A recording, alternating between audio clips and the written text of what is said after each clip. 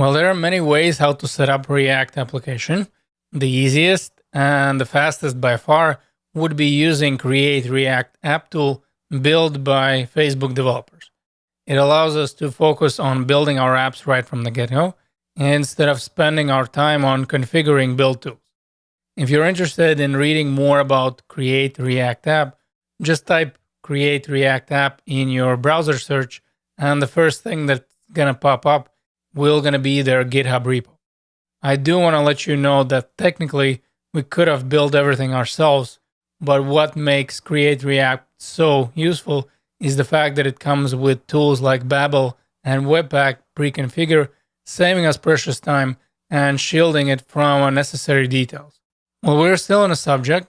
Babel is a JavaScript transpiler that converts the newest JavaScript into good old JavaScript, the ES6.5, that can run in any browser.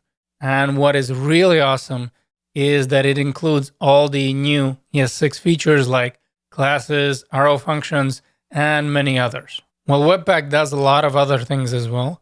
Essentially, Webpack works as a module bundler. The main features of Webpack would be bundling our resources, watching for changes, and rerunning the task, and running Babel transpilation.